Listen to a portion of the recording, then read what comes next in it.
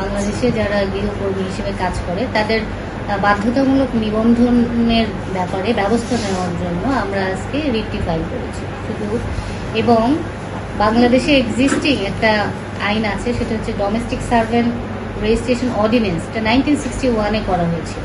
তো সেই সময় প্রেক্ষাপট অনুযায়ী এই রিটটা একটি স্পেসিফাইড এরিয়ার জন্য এই রেজিস্ট্রেশন প্রক্রিয়াটা বাধ্যতামূলক করা ছিল, যে ডোমেস্টিক সার্ভেন্ট হিসেবে কাজ করতে হলে তাদের কিভাবে রেজিস্ট্রেশনের আওতায় আনতে হবে, এবং সেটা স্থানীয় পুলিশ স্টেশন তাদেরকে রেজিস্ট্রেশন কার্ড সরবরাহ করবে, এ ব্যাপারে সম্পূর্ণ গাইডলাইন কিন্তু সেই আইনের মধ্যেই রয়েছে।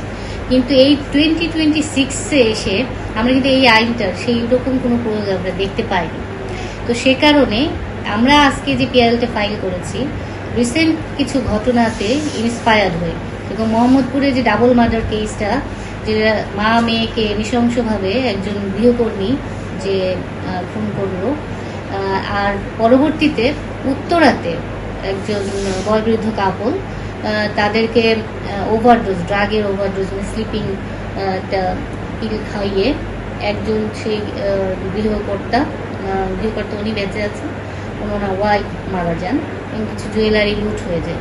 এরকম এই দুইটা ঘটনা খুবই রিসেন্ট ঘটনা আমাদেরকে ইন্সপায়ার করেছে এই ধরনের একটা রিট ফাইল করার জন্য। এছাড়াও অসংখ্য এরকম ঘটনা আছে যেখানে গৃহকর্তা তারাও এই গৃহকর্মীদের হাতে কিন্তু নিগৃহীত হচ্ছে, এবং গৃহের সুরক্ষার জন্য আমরা আসলে এই গৃহকর্মীদের একটা বাধ্যতামূলক নিবন্ধন থাকা, যাতে তাদেরকে আমরা ট্রেস করতে পারি।